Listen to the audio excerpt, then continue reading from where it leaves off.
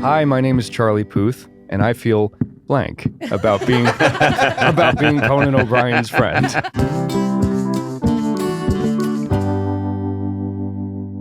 Hey there, welcome to Conan O'Brien Needs a Friend. I'm Conan O'Brien, of course, and I'm joined by Sona Movsesian. Hello, Sona. Very good to be here. Thanks for having me. And David Hopping is, of course, filling in for Matt Gourley, who's on paternity leave. Forever. Still gone. He's still gone. Listen, I respect a guy. Yes. He takes fatherhood seriously. I did not. When Liza was giving birth to our first child, I left mid-contraction to go back to work. And I still haven't met my daughter, but I'm told she's lovely. No, it's very sweet. He's spending a lot of time with his family. It's very nice. Yeah. And that's a familial bond, which is very important. Early on, you've got to do it. Mm-hmm. But he'll return one day. Until that time, there's much to talk about. So I had a nice surprise, which is I turn on the TV the other morning. The TV's just on in the background, and they go, and coming up, Sona Movsesian. And it was, what's it called? Good Day LA? It's called Good Day LA. It's on Fox 11 News. It's a local, people from LA know Good Day LA. Yeah, it's the thing. And, I was just like, I've got to watch Fox right now. I was just like, I've got to see my Fox. Yeah. You love a local Fox affiliate. I love a Fox affiliate, and that's just the way I've always been. And then I hear, we'll be right back with Sona Movsesian. Yeah, baby. And you come on, and you have a book that's coming out fairly soon. Your first book, which was a smash hit, World's Worst Assistant. Mm-hmm. I don't see why it was so popular, because it's just a book about truth. Oh my God. It's about my time being your assistant. Yes, called The World's Worst Assistant. You wrote the foreword. I wrote the foreword. And this is The World's Worst Mom. This one's called World's Worst Mom. It's all about your adventures raising your two lovely boys, aka monsters. They're lovely. Monsters. They're lovely. Yeah, I love those they guys. Are monsters, and they're adorable. I love winding them up. When they come here to the office, I drop everything I'm doing and I chase them around. Yeah. They get super hyper, so they're not going to go to sleep for 6 days. And then I say, gotta go. And I go into a recording session. And I always see your husband, Tack, looking like, F you, man. Thanks for not, they are plutonium by the time I'm done with them. Yeah. They're psychotic. I chase them upstairs, downstairs. They chase me. They love it. So this is you on the news, Sona Movsesian, and I was thinking, I'm sorry, I had to look at that and think, look how far you've come. Amazing. I grew up watching Good Day LA, and then I was on it. I've never done live television, and I had to be very aware of what I talked about. Right. Like, you've done a lot of things with me, but those are on tape. Yeah. And there's time to pull things up a bit if you get salty with your language, because you did some time in the Navy and you have you got a mouth on you, sister, right? And so I was amazed at how professional you were. Yeah. Almost like you took classes. What do you mean, like media training classes? Yeah, have you ever done that? I mean, do you think I've done that? I don't know. You have this ability, which you've always had, to appear like a normal person when necessary. Well, yeah, you know what I mean? Like, you're very charming, and you're not dropping F-bombs. You're not telling raunchy stories. You are just this glowing... well, sometimes when I was working for you as your assistant, there were times when we had to interact with like actual real people, like professional, decent people. Right. And so you have to switch it up. We can't be like, oh, fuck you, in front of like, Michelle Obama or like her people. I hope not. Jesus. But we can't do that. So it's, you have to be good. Yeah. And professional. Yeah. And so yesterday I was on the news. And I was following Manny Pacquiao, which was crazy. Yeah. Yeah, he was on before me. And I had so much fun. And those women I was on with, one of whom is my friend, Araxia, and then the other two anchors, everyone was so professional. They're so like cool. They're fun. They look great. But don't you think, and I don't mean to insert myself in a situation, but don't you think in a way they had you on to kind of get to the big dog? Do you know what I mean? Like, was there anything like, oh, so you're here, Sona, that's great. Is he coming? Oh, they think like you come with me? Yeah. And then you would just replace me? Anyway, no, not replace you, but you have to look. It's just got to be a thing in your life where you have to be a little suspicious that people maybe are.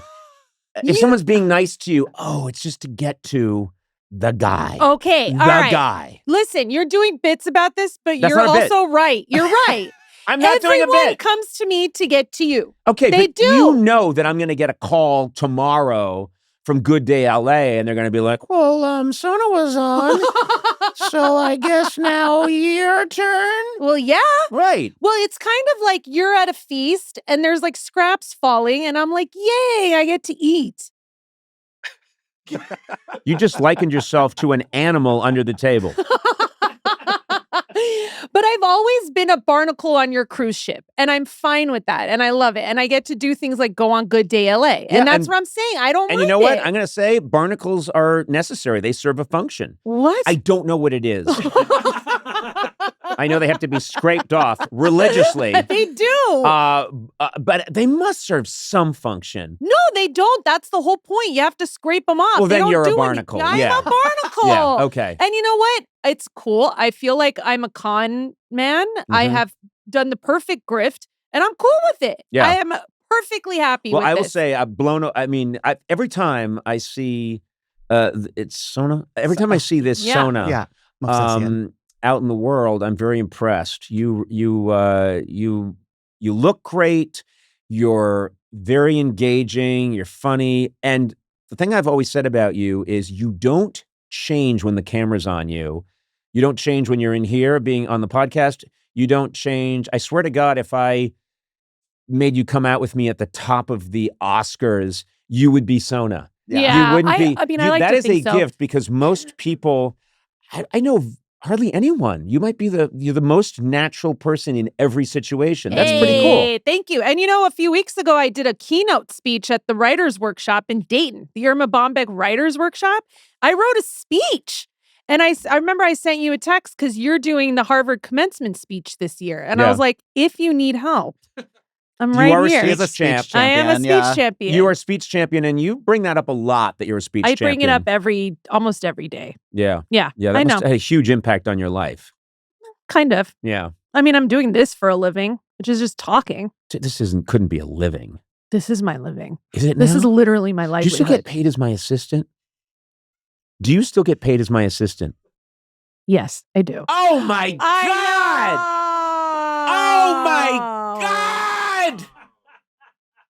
Oh my God! Back in October, I had to go to a wedding. She covered me for 2 days. I covered him for 2 days. Remember?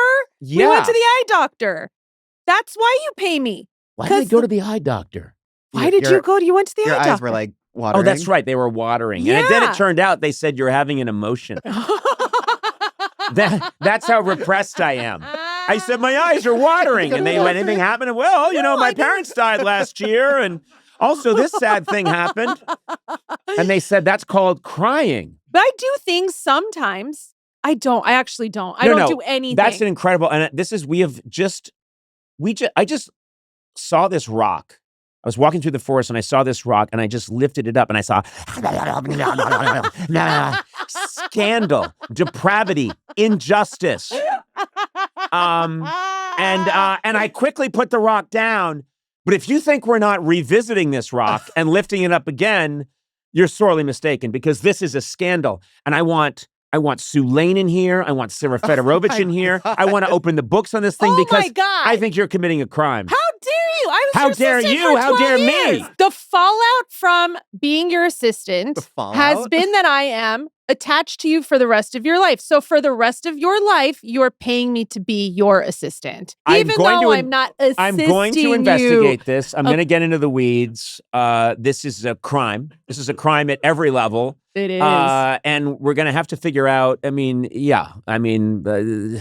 unbelievable. Unbelievable. I still get notifications when it's someone's birthday. I don't do anything with the notifications, but I get them. Oh, yeah? Did you get a notification about this Saturday? My fucking birthday? Hey, I think the barnacle should learn the birthday of the cruise ship it's been hanging out on.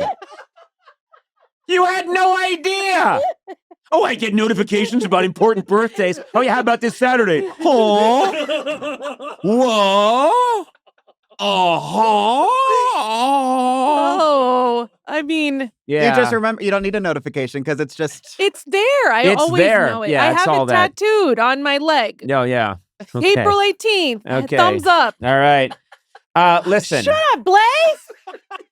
Wow. We've exposed so much crime. The rot goes deep.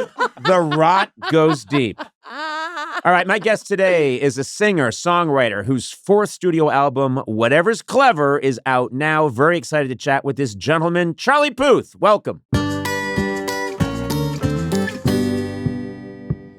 Is this a first? I think after 35 years of doing this podcast, for the first time, our guest, Charlie Puth, has a keyboard in front of you, which is really cool and may become mandatory for everyone. I may just say, even if most people won't play the keyboard, but I'll insist that it be there and that they take a few stabs at it. Yeah. It kind of colors my words a little bit more. Like if I have like a really good idea, Oh, if I'm introspect. okay. But let me ask you something. What if I start to speak and things get menacing? Let me tell you something, Charlie. I'm going to switch it to the piano here. Yeah, Hold on a let me second. tell you something, Charlie. Oh, yes. I don't like you, and I don't like what you stand for. I've never liked these musicians, these prodigies, and I'm gonna kill you. Now let's have it get happy. And then I don't Wait get a minute, killed. I'm off my meds, but now I'm back on my meds again, Charlie. Because now we're in C major and you don't end up killing me. That's good. See, I'm in it now. You're in it now. Lovely to have you here. There is so much Thank to talk you. about. You're on fire at the moment. You've got this great album out. Thank you. And I'm very excited to have you here because I just want to talk about something. First of all, it's called Whatever's Clever. You've got some great tracks. First of all, this is crazy, but one of your tracks is Don't Meet Your Heroes, and yet here you are. High five, Sona. I don't Come know. on. Holy shit. I had to. I love I Used to Be Cringe. I was listening Thank to you. that actually might be my favorite song on the album. It's a really good song. Oh, wow, and you thanks. talk about how you is that yes? No, They wait, now said don't play more than 6 seconds of a song, but I'll let you play. I'll give the rights to you or whatever the fuck it is. No, you just wait a minute. You just gave me the rights to a Charlie Puth song? Yeah. You idiot! And that's a verbal contract. That's what I'm gonna. My new scam is going to be getting, Billie Eilish in here, getting Taylor Swift in here, getting Sabrina Carpenter here, and then having them blurt out, "Okay, you can have the rights." And then overnight, I've got 7 yachts strapped together. I don't know if I Used to Be Cringe is going to give you 7 yachts, but I really like it. Maybe. I identify with the song, though mine would not be past tense. I remain cringe. well, mine isn't past tense either. It's still. And then I love this. One of my favorite people was Jeff Goldblum. You have a collab on a song called Until It Happens to You. And I thought, because I know Jeff's a musician, this is going to be Jeff playing. When you get to his part, which would normally be like rap or singing a solo part, it's him talking. And it's fantastic. It's a great 10cc shot of pure Goldblum in the song. Yes. He's like, well, boys, if I were to tell you, that kind of sounds like Howard Stern. That's good, though. That's good. Yeah, that was a good But one. like, it's a song about reacting to losing a loved one, and it's kind of like a disguise and like very happy, Yes. very Yeah, happy chords, but it's just like it's about death. It's about death, and and Jeff Goldblum he made us all cry in the studio because he just like started speaking to his kids who weren't there, but like speaking to us like we were his kids, and it felt like the end of a movie where the credits kind of slowly trickle down and everyone's walking away into the sunset down the yellow brick road. I liked, first of all, it's Goldblum who's got the most distinctive. I mean, he's up there with Christopher Walken and a couple of other iconic people who have such a distinctive way of speaking. And it's almost the part of the song where someone would scat. And he is kind of scatting, but it's Then I realized that's just how Jeff Goldblum talks. Just, let me tell you something. Yeah.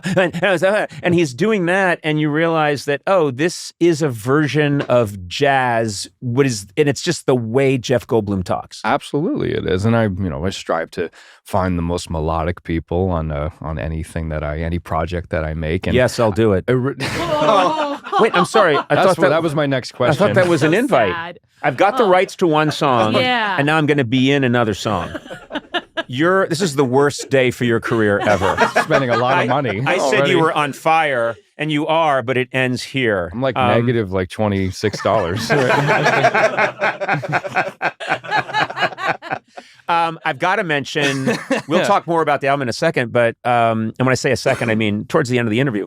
But you killed the national anthem at the Super Bowl, and you got a lot of... Very hard song to sing. It is. It's a very hard song, he said, being a comedian, not a musician. But I've always heard the trick is, and the Rocket's Red Glare takes such a big leap. Who owns the national anthem? I'm sure Trump has it now, but...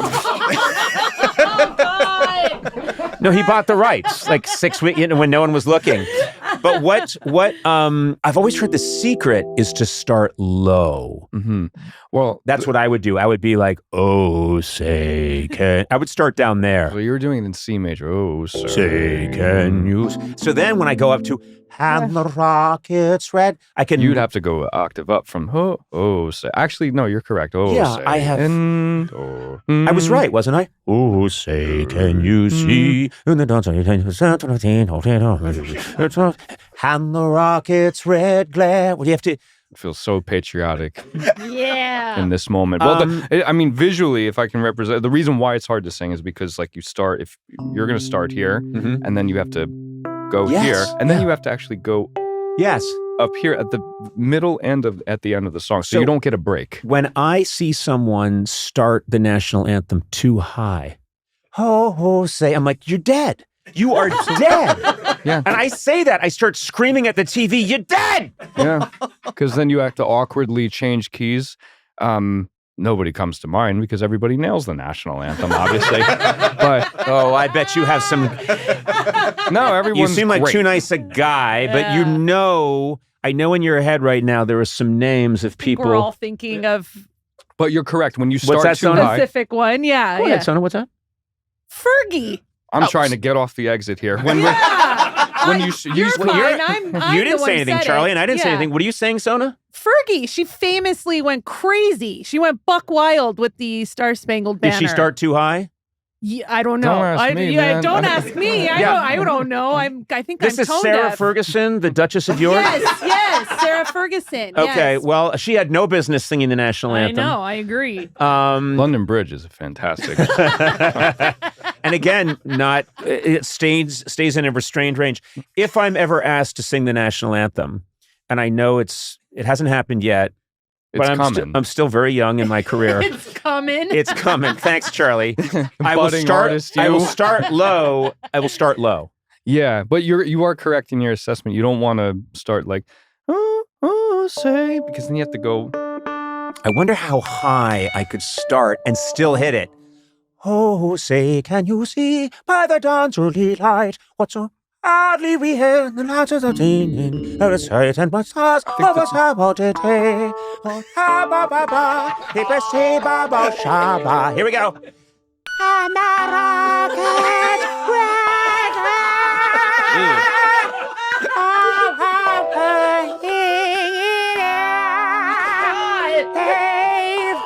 A modern day Minnie Riperton.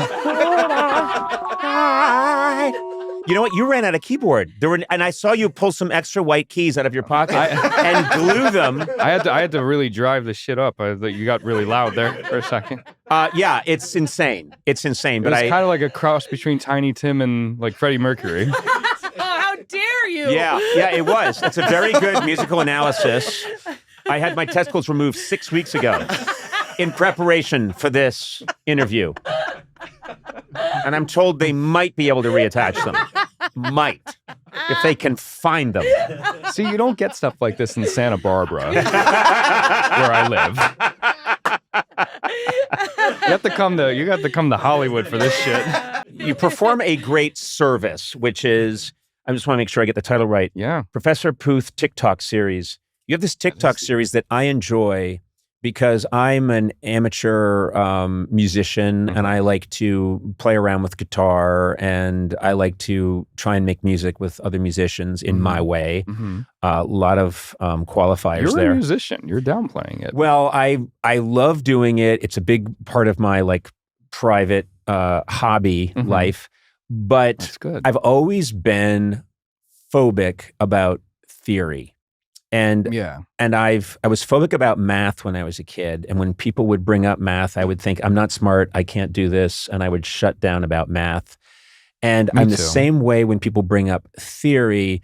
I love to mess around on the guitar. And then when someone says, well, that's interesting, that's the relative minor. So you can take the relative minor, but remember, if you play the flat, remember there are 3 flats, I just black out. I do too. You do? Really? Absolutely, I do. I'm not just saying that to make you feel better. I really remember there's a solfege, do, re, mi, fa, sol, la, ti, do. Yeah. That is put in place so you can know. It's like it's built as a reference for singers. So like do. Oh, now it's a toy piano sound. Yeah. Good job, Schroeder. This is C is do, and then fa is F. But I don't need do, fa, like it's an extra effort for me to remember that. I just know it's C and F. So I would go to my teacher and be like, I don't know how to read solfege. She was like, well, you have to know how to read solfege. You're in fucking solfege class. I don't like the way this teacher talked to you. Yeah. And I was like, if you don't know how to read it properly, you have to go to solfege 3. And I would hold up the piece of paper, but like I can sing and play back every note perfectly because I don't need the reference. I have it in my head. She said, it doesn't matter. You have to go back to 3. So I share that with you where I would get nervous with all the mechanics and theory. You have this great, I use the term origin story a lot on the podcast, but you have this moment, you're interested in music, clearly, and you have a facility with music. Have I made it clear? I don't... Well, there is a keyboard in front of you, which Al Pacino did not have. But you went to Catholic school. I did, yeah. And you had a moment in Catholic school when, is this correct, an organist, someone who played the organ for you guys at a mass or something, wasn't present. Do we have an organ sound? I don't think we do. But yeah. Did we get you this or did you bring it? I brought it just because it has my initial CP on it. Aww. Very nice. It's not my piano. I just it's tiny enough where it's not super. So you're that self-involved that you need your name on everything. Very narcissistic. Okay. I saw your license plate on your car when you drove. It was Puth rules. Yes. Puth's in here. Yeah. But yes, the church organist didn't show up and they were going to play it. It was the time of life where they would play things on tape. I don't even know if that exists anymore, but they were going to play the whole mass on tape and awkwardly pause it, and they sometimes wouldn't pause it correctly. And then I was like, I know the whole mass from memory. I've heard the songs so many times because I thought it was like if you look at a cup with a deer on it, you're going to remember what the deer looks like. If you have a bit that you have to memorize, like it's if you read it enough, you're going to remember eventually. If you read it enough times, I thought that was the same thing for everybody, just with sound. And apparently, it wasn't typical, and that's how I discovered it. Yeah, it's funny that you thought. Well, wait a minute. Okay, the organist isn't here, the person who was supposed to play, but how can I make this about me? Yeah. Well, I would do that, but then have nothing to back it up. But you thought to yourself, I've heard these a bunch of times, so I'll just go up and play them. Right. And you didn't know that was unusual. No, I didn't, because again, I thought it was just like if you study for a vocabulary test, if you need to memorize the definition of whatever, and not the word whatever. I know what is the definition of. Anywho, you read a bunch of definitions, you're gonna memorize them because you heard it so many or read it so many times. Yeah. I attribute it the same feeling with sound. If I hear a James Taylor song 10 times, I'm gonna know it right away. Right. It's interesting. I think I'm actually pretty good at hearing something, and then over the years, having my own band and the late night shows for years, sometimes I would say, "Oh, let's play that song. I heard it and I really love it." So Jimmy Vivino, who's brilliant, and Max Weinberg, they would go off and they would come back and they'd say, here it is, and they'd play it, and I'd go, yeah, but that part isn't right. And I would just, and I think probably a lot of us have that. I don't know how to translate that musically, but I would just kind of know that's not quite the way that it plays on the radio or that I heard on tape or whatever, CD. Yeah. And they would, it endlessly fascinates me. That's why that fascinates me too. I love your TikToks. I really love your TikToks because, and this is where it all started, I love when you explain something that I've been hearing and it's around, but now you're explaining why so many songs sound like this. I remember watching one, I forget what it's called, but that whole trend in music where there's a soft and a loud, a soft and a loud, and a soft and a loud oscillating, and it's become the such the sidechain compression. Sidechain compression, which we... Yeah, and it's part of... That was so cool. Yes. I'm yes. sorry. Do you want me to do it again? Oh. No. You mean what Charlie did? What Charlie was doing. I don't She know. meant what Charlie was doing musically was the one you were interested in? That's what I like. Were That's you stunning. trying to beatbox? No, what I were was- you doing? I was choking on a chicken bone. Okay, that makes sense. But so, Yeah. no, but what you were doing was you started explaining what that is, and I realized I have heard that a million times, Right. and it's always associated with like a club. Yeah. It's in like every Yeah. episode of Euphoria. There's people crying, crying with lots of Absolutely. makeup, and it's like whatever Yeah. you do it, please. I don't want to do it again. Like a, sounds like a pig in distress or something. Sona, I don't understand. You really love this, don't you? When I do this, Yeah, that's exactly what please, Charlie you do it. did. Please, Yeah. Charlie, I beg you. So everybody understands. Like, if you went up to someone on Larchmont right now and was like, "What does dance music sound like?" They would put their hands. If you're in New Jersey, they would put their hands in the air. They'd be like, Oh, but that's cool. my goal is to, so everyone knows that that's like, the broad terminology of like what dance music sounds like. But my goal is to like take it one step further for people, for them to understand that all that is just volume automation. Like Right. that's just me Rising, playing falling, a C, rising, falling, rising, rising, falling. and it's just volume down, volume up, volume down, volume up. But Daft then Punk. what's cool is you talk about how a lot of people would think, okay, that's in club music now. Yes, it is. But you'll say, well, they were doing it in the 70s or in the 60s with this. Then the 70s, Donna Summer and Donna Summer. It wasn't as obvious though. It was just more of like a way to. It was more of like a really secret engineering trick. To Right, a make little the- spice that they were putting in and not telling anybody. And then everyone exaggerates it more and more and more. It's like in so many other things in music. You can hear something's going on in Sun Session Records in 1954, 55.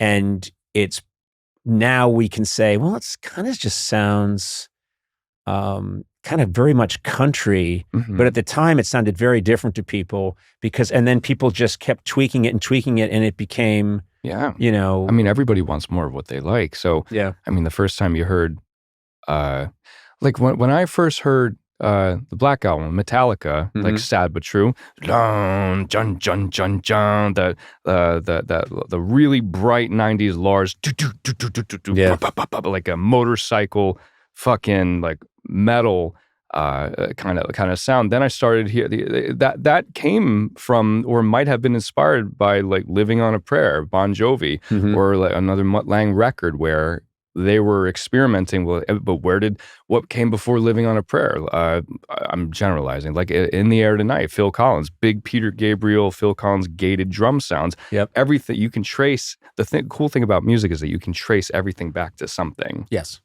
There's nobody, and that's the thing that's true of, my business has been comedy, and it is so important for people to know no one's coming along with a fresh slate. Everybody is coming to their, call it a craft, call it a pastime, call it a career, whatever. They're all coming to it with this gumbo that they grew up eating. That was just a mix of so many other influences, and everybody's starting with that. Yeah. So you could say, oh my God, I like the most hardcore thrash metal. Yeah. But those guys will tell you, well, actually, I was listening to, REO Speedwagon in high school, and you'd be like, wait a minute, REO Speedwagon? And I'm making this up, because I don't think that's possible. No, but I like. But you know what I mean? They heard something in that then they extrapolated and pulled out and got to where they wanted to go. Like, do you remember the first time you ever saw, I guess, the video or of like Kinnison at Dangerfields? Yeah, like when he just got up there and started yelling. Yeah. Had anybody done that in comedy before, where they just like, I just got back from a 7-Eleven saying Marlboro, like Dice had his like, a cigarette behind the ear kind of like shtick and everything like that, but like, where did that come from? An Eddie Murphy thing? Did that come from Brian Regan not cursing at all in his bits? I don't know if you're enemies of these people or if no. I hope you're friendly with all of them. You've not named an enemy yet, but if you keep going, no, I don't have enemies. I would listen to like 2005 Dane Cook where he's cursing all over the place, but then I'd hear like a couple of years prior Brian Regan where he wasn't. It was like maybe he was listening to that, but just like added in the curses for like extra effect. Like I think a lot of comedians are also musicians too, because I think there's a lot of parallels. Well, we talk about this a lot. I bring it up a lot because it fascinates me.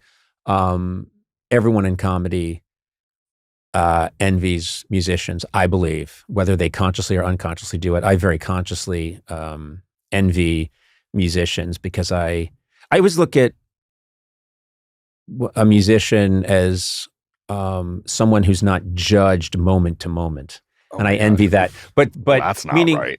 Well, no, but not what I'm saying. Moment to moment. I mean, when you start and you play one of your songs, people aren't going, "I like this part." Oh no, I don't like that part. Oh, but I like this part again. Oh, but I don't like this part now. That's not how they think about music, and that is very much.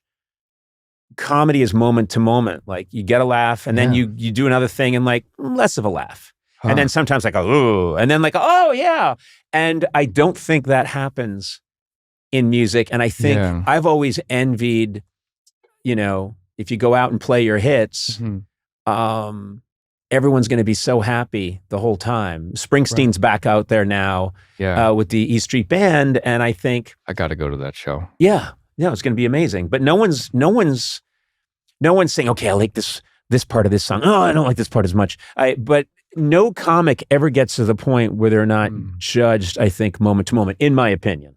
There are moments, I'm sure Bruce has had fans who are like, do we have to hear the fucking Rising one more time? Do we have to, let's get to Glory Days. Let's get to, I just put out an album, and of course I'm like, any artist that says that they're not reading reviews or scouring the internet is lying. I am like, I look at these reviews as much as my child. And you nurture them. You nurture them. I take them too seriously sometimes. My wife tells me to stop looking at them. I saw this one, and everyone's entitled to their opinion. I saw this one review saying that Charlie just put out an album, and it is just another soulless attempt at trying to be an artist, and that really hurt my feelings because I put my heart and soul in this, and I didn't make this album to make a bunch of hit songs. I wanted to actually talk about fatherhood, my family, and other things like that. And they're like, "Boo, doesn't have a catchy hook." It's like I had my song "Attention." You just want attention. You just want.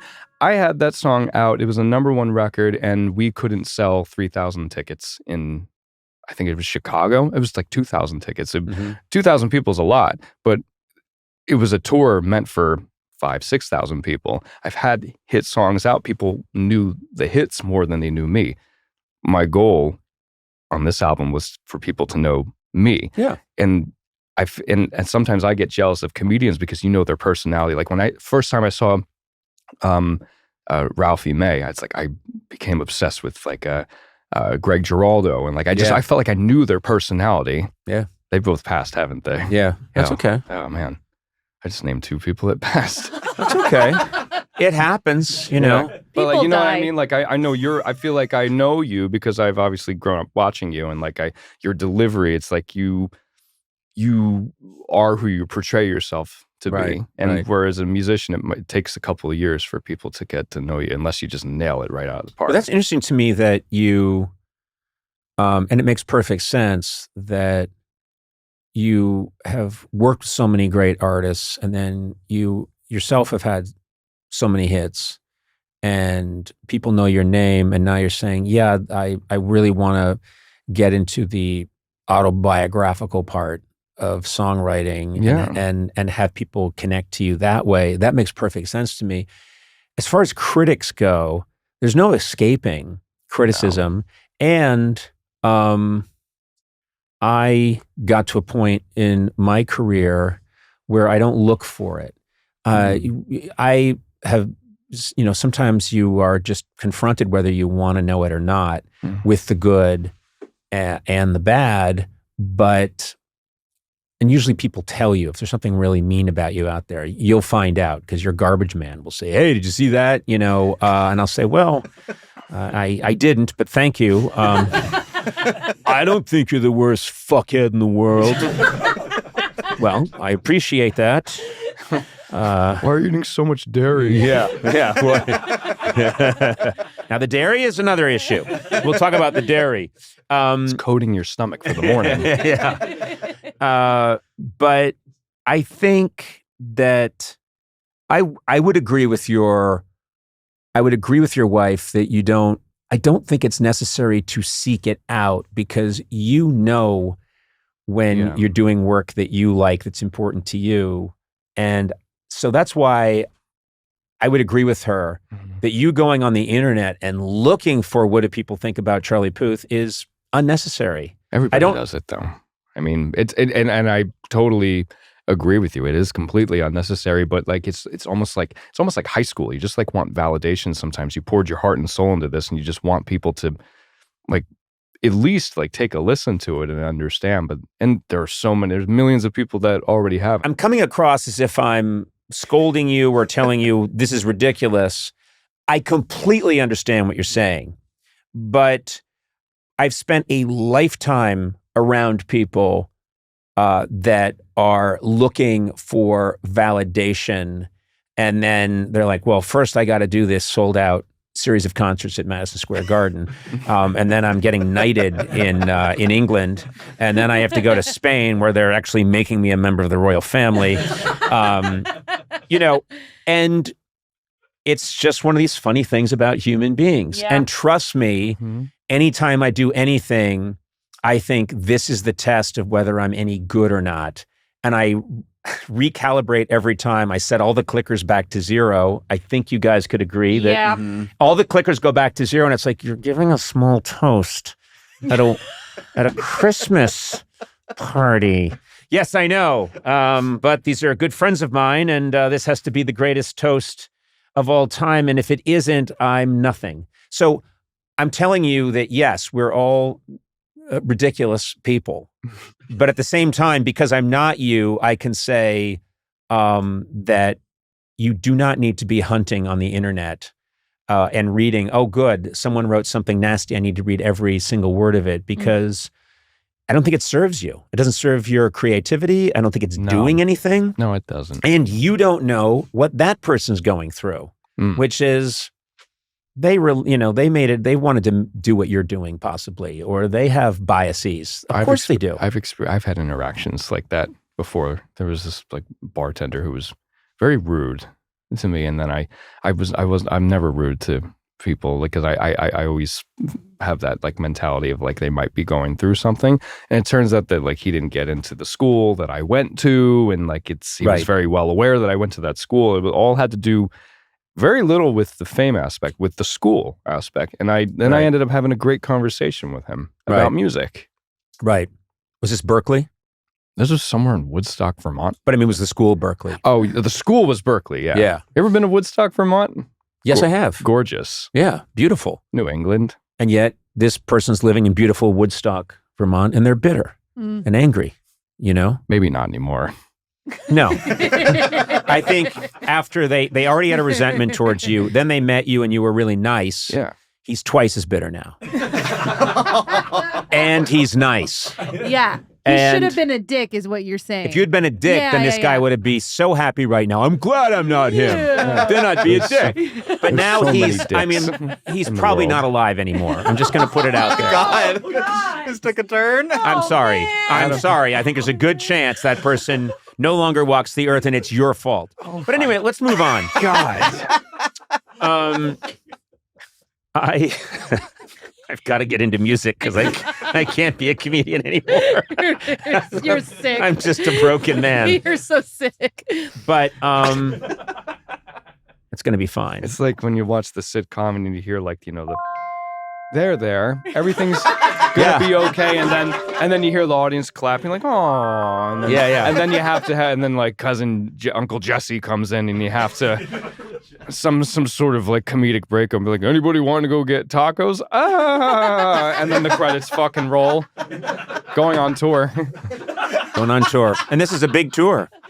Big tour. What's the name of it? Is it named after your album? It is the Whatever's Clever World Tour. And I will be on stage with my band, and they're the best band in the music industry. Mm-hmm. They make me sound so good, and it's just a joy to share the stage with them every single night. You have to come to a show. I would love to come to a show. You come to the Forum and show. Maybe if you want me to come out, sing a song. I know this is coming, so I want to save you the embarrassment. No, I'm serious. And though. you throw out a key because I also have perfect pitch. I feel like you actually might. Comedically, I have perfect pitch. I never. Oh wait, I just did that thing about a guy killing himself. Yeah, you did. So, what's another song that we might all know that you like?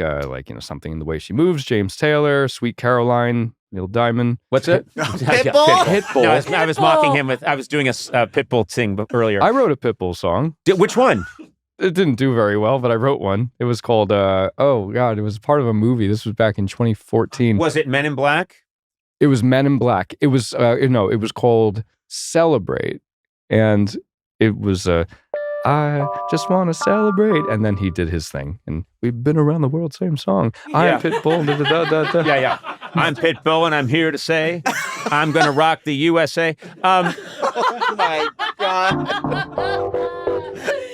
I was driving in to work today, and I was flipping around FM radio, which I never do, just randomly, and I heard this song, and I'm like, what is that? And whoever the rapper was, I found out later on, it's Pitbull, was sampling, baby, ooh, you're the one, down, this late 50s or 60s hit. Oh. And what is that song called? Because what I was going to ask you is if you can sing a song that you like and see if it's actually in the key of what the song actually is. I'm going to sing Runaway. And we're going to get in trouble because we can't do these songs, but I'll have to keep it quick. It's going to be a very expensive guest that I am. Yeah, I forget. Well, don't even sing this.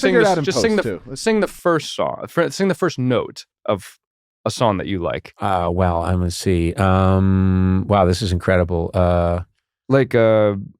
Do you know Sweet Caroline? Sweet Caroline. Do, do, do. Yeah, not so well. I mean, I hear the way the Boston Red Sox crowd sings it, and we know they've been drinking, and they've got 40 days. You sing a lot. I'm going to give you 40 days. That's Ronnie Hawkins and the Hawks. 40 days. How about a Jack White song?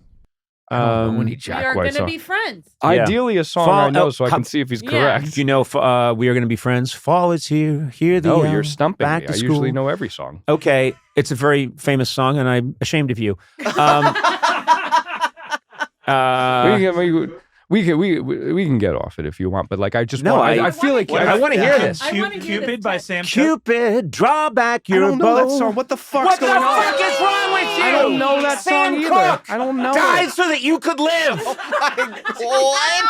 I mean, This Why- show we is gotta my bring it up into the kryptonite. current Why don't you time. pick a Oh my Beatle? God. What about a Beatles song? Oh yeah, yeah. Beatles song. Well, of course, we all know those. Help, I need somebody help. I think that's B minor. It starts off in. Yes, it is. Okay, so Help. Yeah. I need some. Did I just sing in B minor? But you're doing it in D minor. It's Yeah. Well, I fixed it. I often fix But Beatles songs. you know the first chord's B minor, so you Yeah. definitely have some extra recollection. I do. I remember that. That's fascinating. Okay, I'll admit something. You talk about this song where you make fun of your prior self, or Yes. and talk about how I used to be cringe. Mhm. And I think one of the reasons I identify with that song is that I always want on this podcast to underscore that is the human condition. It's not the Conan O'Brien condition. It's not the Charlie Puth condition. It is the human condition that we are very self-critical, and we think our former selves were illegitimate, and then we've slowly worked our way to legitimacy, or we're not quite there yet, but we will be someday. And I think that's just a fallacy. I think so your song was about how I used to do this. I used to wear my hair differently. I used to try and throw out these words to seem cool. And I think, this song is special, was resonated with me just because I think I do that about musicians. I think they're real. They're real because you can sit here and you can make magic with this keyboard and you can write these songs that 2 billion people will listen to. And I think, that's many, many levels above what a comedian does. And I think a lot of comedians do that. I think a lot of us lower ourselves around musicians because I think we put musicians on a pedestal, and maybe rightfully so. I don't think you lower yourself. You just sang the fucking national anthem, right, Timmy? I think, but I understand. I didn't sing it as high as I think I could sing it. But this is very. I didn't know that this was going to be so introspective. This is very. Continue. I'm sorry, I won't. No, I like every it. now and then. Some real stuff breaks out here, and we try to clean it up in editing and add fart sounds. Why do you think comedians will lower themselves when around I think musicians? Comedians are all about they're well defended. It's all about keep the conversation moving. Keep the conversation moving. Slip and move and make fun of yourself before someone else can make fun of you. There's a lot of tricks that we all employ. Because really, we're just protecting ourselves. A lot of really funny comedians grew up not being able to fight, and this is what we could do.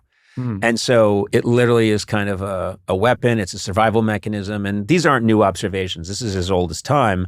But I do think that a lot of comedians can grow up thinking, I do this because I literally had to make my mark or survive in some way, not literally survive, but survive these social situations.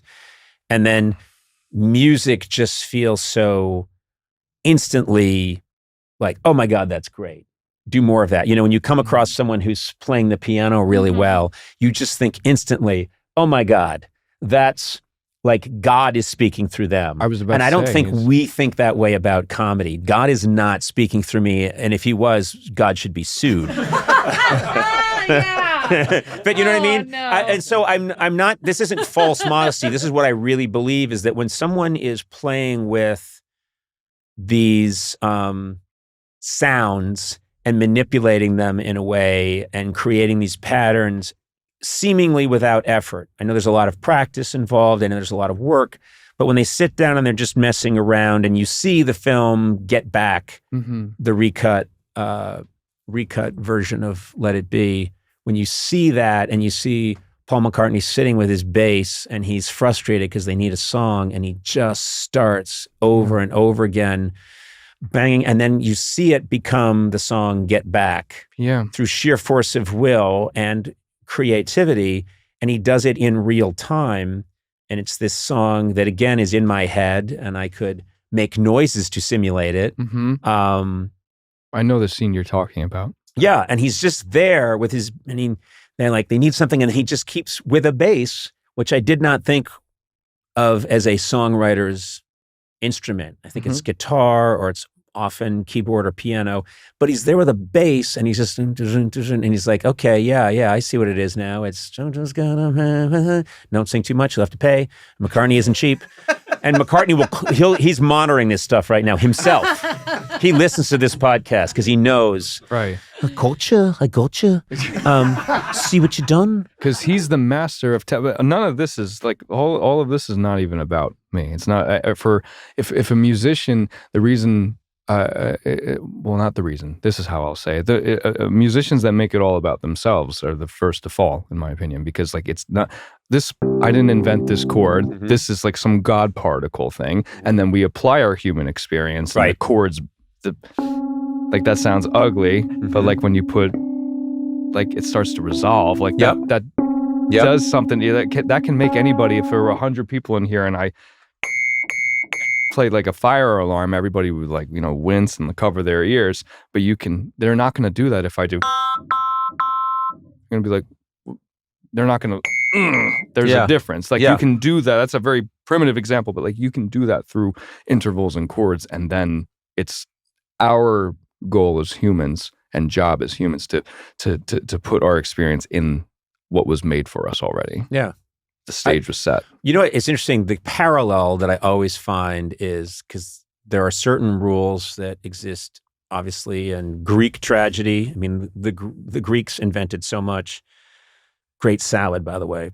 Oh, jeez. But I just looked at Sona because she's part Greek. Like I invented the salad? Well, your people did, and I'm proud of you. You're welcome. For My that. gut feels amazing every time I eat what you've made. You're welcome. You're welcome. But there's dramatic structure. There's dramatic structure, and if you look, plays, novels, any story has a dramatic structure. Sitcoms have a structure, and then you look at a lot of it is creating tension and then resolving tension. Absolutely. And that's what so much of music is and then you're on the E, you're on the, and then you get back to the A, and you're just like, there's this feeling of, happy, sad, happy, tension, resolve. Yeah. And it's just, I think it's the soundtrack for most mood stabilizer commercials is, someone's, I don't feel good. But then you tried Billy Astra, and then, Same chords, and it's usually a ukulele or something. And then all the side effects. Side effects include massive diarrhea, more diarrhea. Your diarrhea will have diarrhea. People near you will have diarrhea. That's called sympathetic diarrhea. They changed the key. Yeah, they changed the key a bit. Also, diarrhea in a higher key. But that I do think that's diarrhea in a higher key is what the tour should be called. I'm going on tour. Or just open with that song. Yeah. I think it's Kashmir, dun-dun-dun, dun-dun-dun. Yeah, we really got to be careful because Jimmy Page is on the same, he's watching on the same Zoom with Sir Paul. Uh-oh, there he goes.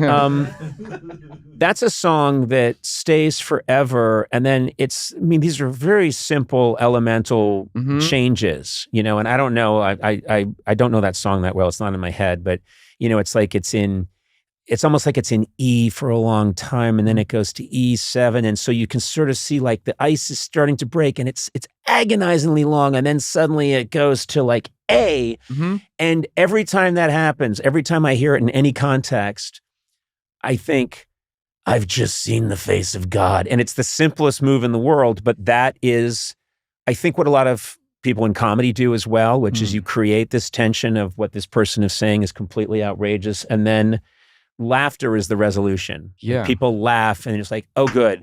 We're out of that long sustained E7 and now we're into an A major. It's like, yes, this person just saved the day. And what it is creating this unbearable tension and then breaking it. It's so I've just ruined everything by trying to explain. No, people hate this. I knew walking in here that I was. They were, your staff is wonderful. They were like, it's gonna be fun. It's like, yeah, I know it's gonna be fun, but what you're not telling me is that it's gonna be thought provoking. I always have really interesting, awesome conversations with Dave Chappelle, yourself, Will Ferrell. It's never. I feel like the common misconception when you have a sit down with a comedian or an actor is that they're going to be 100% that person that you're thinking of. Right. There's so much more to that. Every time Will's a really good friend of mine. I'm sure you know him as well. He's an enemy. Okay, he's an enemy. And so is Chappelle. You just named my two arch enemies. I hate those guys. And they have no talent. None. None. Sad what happened to them. Anyway, continue. My media training is... Whatever you do, don't mention Will Ferrell or Dave Chappelle to Conan O'Brien, because he hates them. No, they are two. I just have really. They are two spectacular geniuses. I'm in not my like opinion. slapping my knee, laughing, talking to them. I'm like kind of like really intrigued what they have to say because there's a lot of parallels drawn. Well, it's the same thing that happens to me if I'm talking to, the times that I've had a chance to have a conversation with, say, a Paul McCartney. Mm-hmm. I don't walk away thinking, what the hell was that? He made no music while we spoke. And it's the same thing because the first time I met Steve Martin years and years and years ago when I was a writer on Saturday Night Live, I went into the meeting to pitch him ideas thinking he's going to have an arrow through his head, like 1978, 1979. Like yeah, he's going to, there's part of you that thinks that's who you're going to be talking to. And yeah, exactly. That it would be that era. That's the era that that's how I first experienced Steve Martin. And then you walk in and it's this very, very serious as a heart attack guy who's trying to figure out what he's going to do that week, talking in a very soft-spoken voice. And he can access that, but he's not going to do that right now. It's so that's fascinating to me, yeah. Yeah. So I am me all the time. I guess if you see me at Chipotle, I'm not going to be how you see me on the internet. But so I guess it's the same thing. It's I have days where I'm super quiet and I don't want to be like music. Yeah. And there are days where it's the last thing you probably like. I don't want to do that today. I just want to watch Doug. You ever seen Doug DeMuro on Cars? Carsandbids.com. I don't think I know that. No, I don't know that. It's just this super niche community of car lovers of the modern era. Like if I can tell you all you need to know about the Saturn Vue. Oh wow. Cars of the modern era. Cars of the modern era. Anything below 70s, like I don't know what a fucking 79 Corvette is supposed to look like, right? But I can tell you everything about the Scion XB, the Leaf. Do you know anything about the Leaf? Nissan Leaf. Like I love. Even phones, I like that. I love that. A guy LG just going chocolate. on and on about, okay, I got this Nissan Leaf. And it runs at 40 watts. I bumped it up to 41. This sucker will do, out of the gate, it'll do 35 miles per hour at top speed. I do know the statistics. It's a straight 4-cylinder, but it's. Wait, you got a 4 under that hood? In that Leaf? Like, what do you got in that Leaf? You got a 4? Like, do you know what I think about when my wife's trying to watch her heated rivalries and whatever? And oh my God. I lay down and think, why did the Yukon Denali in 2002? I'm serious. Why did GMC have this beautiful insignia and this chrome door handle on the Yukon Denali in 2002? And then in the 2003 model year, they got rid of it. This is crazy. You're going to say I'm making this up? I have my notes here for the conversation. Denali, right here. Why did they lose it on the door? Right here. Sona believed me! Sona believed. Did you believe me? That's insane. I know. I'm very Why would I gullible. go into an interview with Charlie Puth to talk about the Denali? So sincere. I just brought it up. I didn't know. I thought maybe he mentioned it. I don't know. You're a fool. To be fair, I'm real I dumb. thought he was serious too. Thank you, Charlie. Thank I have a you. way of committing. Yes. Yeah.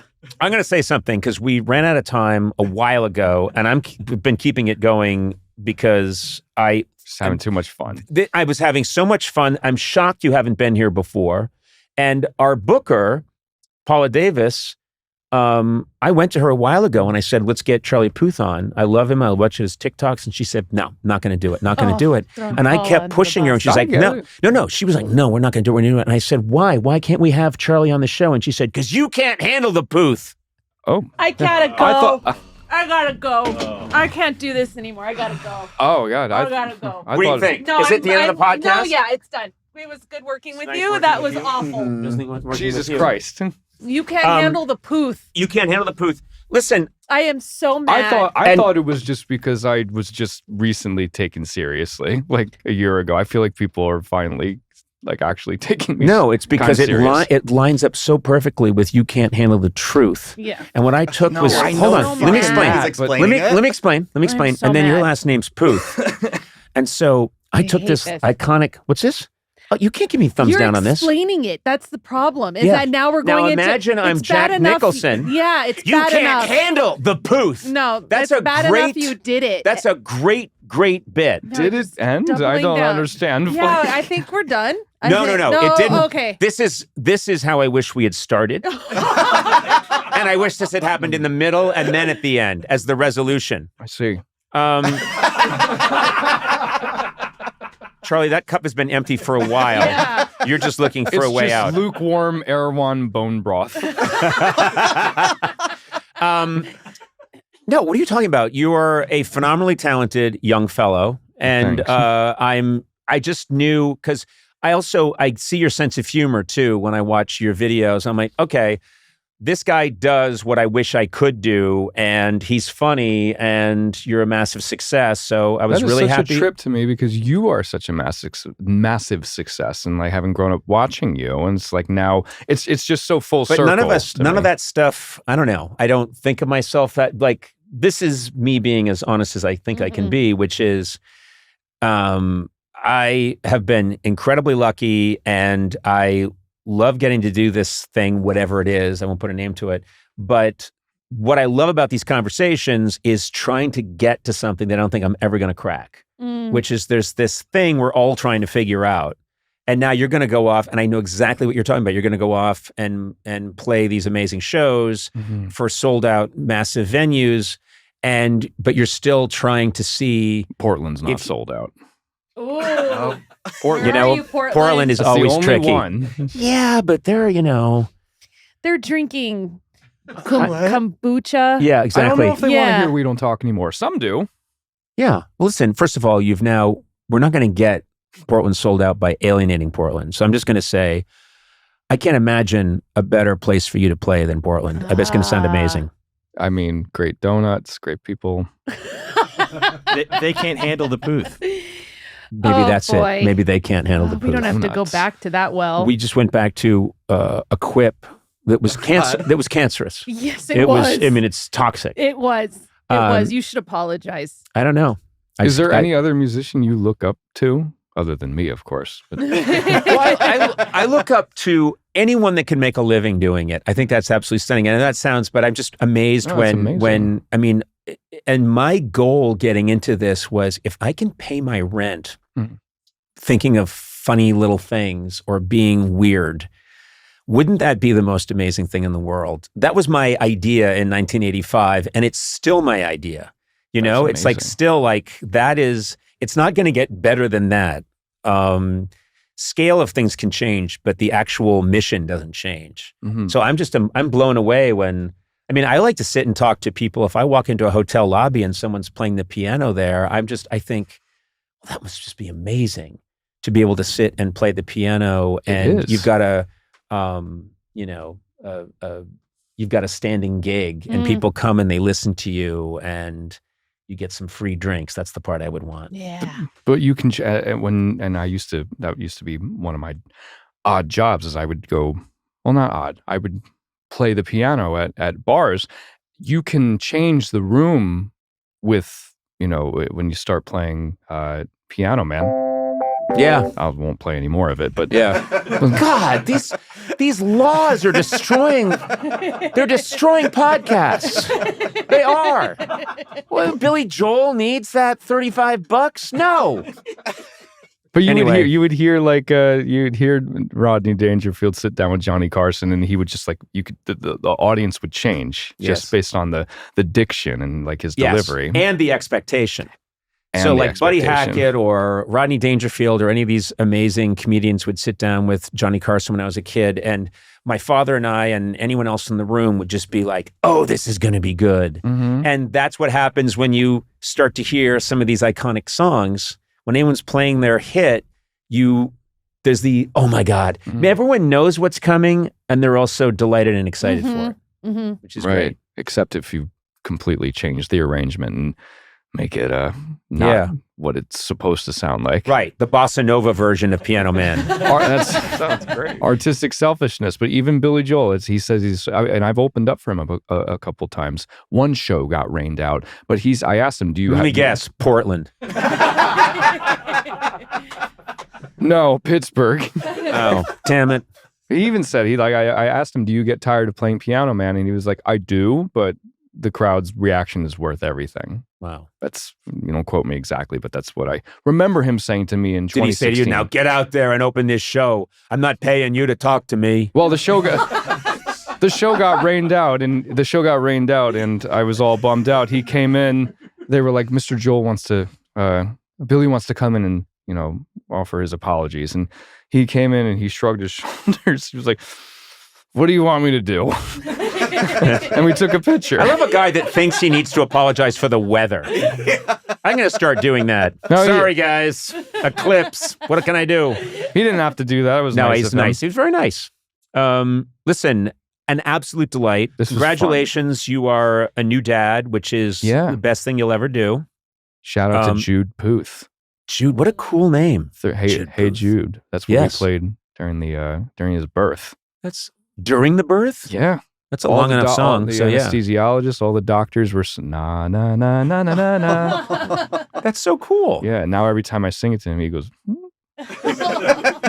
That and Sing by the Carpenters. He loves when the kids come in on the second verse. That's so cool. My daughter's name is Sandman because we were listening to Metallica, and that was fucked up. But you know what? It turns out Sandman O'Brien. Just be careful. This is a public service. Be careful what you're listening to when a child is born, because it can go any different way, Delight having you here, Charlie, really, and best of luck on this tour. You're going to kill it. Thank you. No more diving through the internet. Not necessary. You don't need it. You're way past that. Long time ago. I agree. All right. My first interview with my permanent retainer. I just got it right before. You just got a permanent retainer? Is it behind your teeth? It's behind my teeth. No, it's right behind these four front teeth here. Okay. I don't know why. Why would you tell me that at all? Because it's a personal victory for me. I was kind of nervous that I was going to talk weird, but no, it was perfect. Yeah, I did. And now this is my first interview with an empty colon. Just there's nothing. I'm completely clean down there. Completely empty colon. Is that something that we should be sharing? I mean, completely. Okay. Haven't eaten in 6 days. Okay, we got it. Then right before the podcast, Shabadoo. Oh my God. Okay. I'm an awful person. You're awful. Charlie, I apologize to you, to your team. Yeah. But thank you so much for being here. This was so cool. Thank you for having me. Thank you, everybody.